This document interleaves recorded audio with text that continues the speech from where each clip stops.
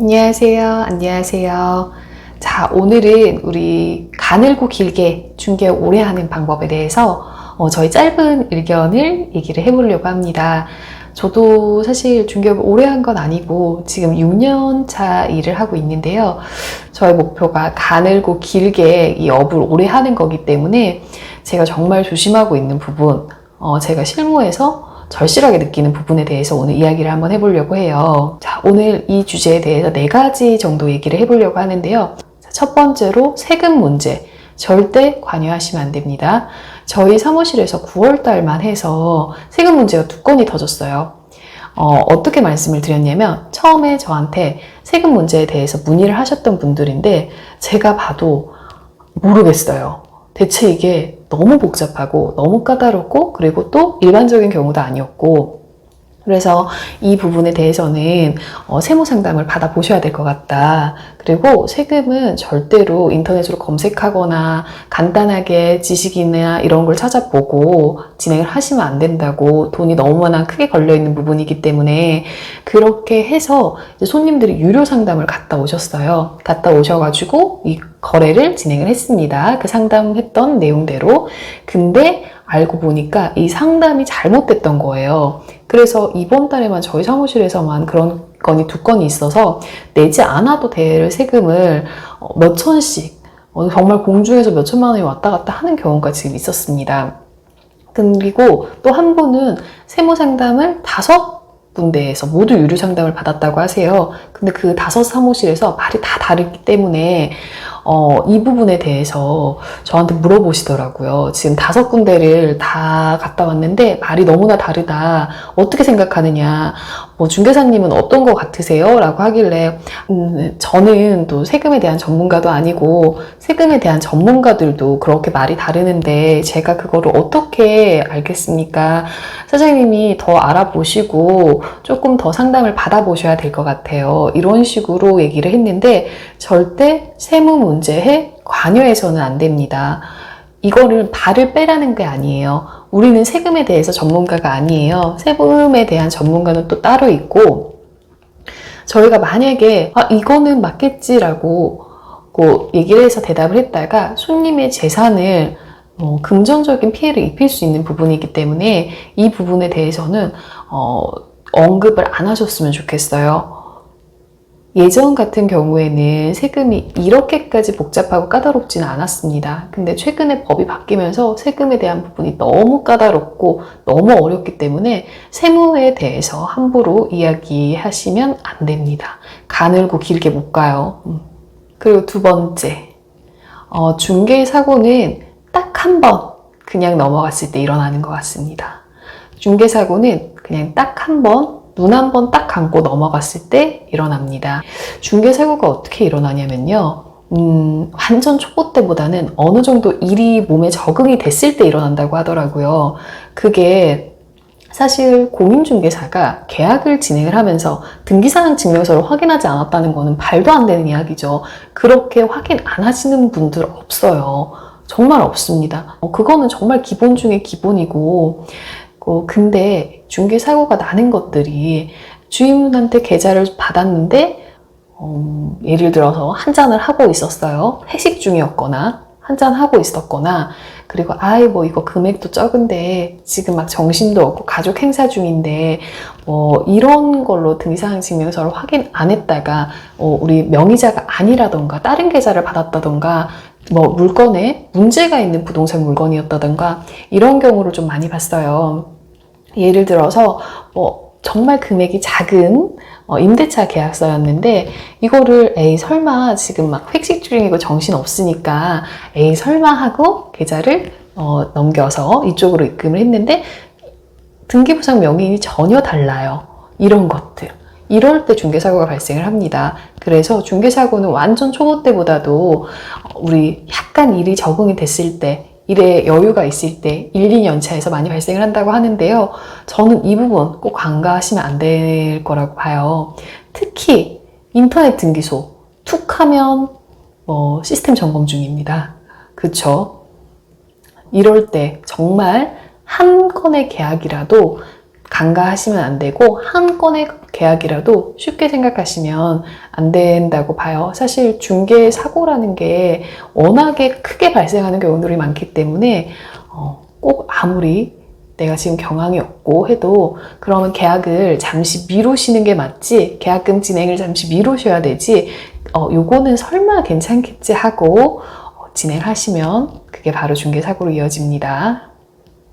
그리고 세 번째로 신의를 지키셨으면 좋겠어요. 제가 부동산, 저도 이제 많은 분들과 공동중개를 해보고 또 정말 많은 업소분들과 일을 해봤어요. 왜냐하면 이제 부동산 중개라는 게 어쩔 수 없이 다 서로 알게 돼요. 서로 알게 되고, 아, 이분 어디에서 이거 하시는 분, 어디에서 뭐 하시는 분, 그리고 저희가 이제 부동산 일을 하면서 그냥 기본적으로 원래 통화를 할 때도 어디 부동산입니다, 어디에 있는 어디 부동산이에요 라고 먼저 밝히고 이야기를 하기 때문에 서로 이제 명함도 많이 주고받고, 아, 이 소장님은 어디에 있으신 분, 이 대표님은 어디에 있으신 분, 이래서 어느 정도로 알게 돼요. 근데 정말 일하다 보면은, 아, 이분은 어떻게 일을 이렇게 하시지? 라고 하는 분들이 있어요. 제가 또 나이가 어리니까, 나이가 어리다고 손님 앞에서, 손님한테 명함을 준다던가, 물건을 빼가려고 한다던가, 너무 무례하게 굴다던가, 이것도 하세요. 그쪽에서 이것도 하시고, 내가 꼭 가야 되나? 이런다던가, 그냥 알아서 하시지 않은데, 이건 진짜 좀 무례하다라고 하는 경우가 많아요. 사람은 신의를 꼭 지키셔야 돼요. 특히 우리는 영업직 일이기 때문에 영업직 사람들은 지금은 내가 갑과 을로 만나지만 언제 어떻게 이게 뒤바뀔지 모르는 입장일 수도 있어요. 영업이라는 게 제가 정말 짧은 6년이라면 짧으면 짧고 길다면 긴 시간인데 제가 봤을 때는 사람은 어디서 어떻게 마주칠지 모릅니다. 일하면서 신의를 꼭 지켜주셔야 돼요. 그리고 정말 눈앞에 작은 이익들이 있어요. 예를 들어서 상가 임대를 한다는데 물건을 주소만 넘겨달라고 해서 물건 빼가고 이렇게 하시면 안 돼요. 내가 여기서 남 뒤통수 친 만큼 저쪽에서 더 크게 맞습니다. 저는 일을 오래 하려면 꼭 이거는 중요하게 생각을 해야 된다고 봐요. 소문 안 날 것 같죠? 소문 다 납니다. 다 알고 있어요. 어떤 식으로 그 사람이 일을 하는지, 그 사람 평판이 어떤지, 우리 모르는 척 해도 다 똑같은 눈으로 봐요. 제가 손님들한테 가장 많이 하는 말인데, 저희가 아무리 괜찮다고 해도 정말 이 집 너무 좋아요, 너무 괜찮아요 라고 해도 우리 다 똑같은 눈으로 보기 때문에, 물론 어느 정도 취향의 차이는 있습니다. 어느 정도의 그 취향의 차이가 있지 대부분의 사람들이 보는 눈은 똑같아요. 내 눈에 좋으면 다른 사람 눈에 좋아요. 내 눈에 그 사람 평판이 별로고, 이 사람 조금 그렇네? 라고 하면 다른 사람 눈에도 똑같이 그게 보여요. 이 점 항상 명심하셔야 돼요. 저는 그래서 항상 나는 영업인이다. 조금 화가 나거나 이런 일이 있어도 최대한 무례하지 않게 일을 하려고 노력하고 있습니다. 하지만 화가 나죠. 자, 그리고 마지막으로 이야기할 주제인데요. 공부하셔야 돼요. 지금 중개 시장이 계속해서 변화를 하고 있어요. 지금 한참 화두가 되었던 직방의 중개업 진출에 대한 내용도 있었고요. 근데 생각을 해보셔야 돼요. 직방의 중개업을 진출하지 않는다면 다른 업체가 그 자리를 들어올 수도 있고요. 사실 상도덕이 아니긴 하죠. 중개사에게 그 광고 올리는 수수료로 돈을 벌던 업체가 직접적으로 중개업에 진출한다는 내용 자체가 사실 상도덕에 말이 안 되는 내용이긴 합니다. 이 내용이. 근데 이거를 둘째 치고 만약에 직방이라는 업체가 지금 이렇게 화두가 되거나 하지 않아도 언제 어디서 다른 업체가 들어올 수가 있어요. 항상 공부하셔야 돼요. 지금 우리 광고의 중심이 블로그에서 유튜브로 많이 넘어갔어요. 그래도 부동산은 아직 블로그도 건재합니다. 지금 블로그에서 유튜브로 넘어가고 있고요.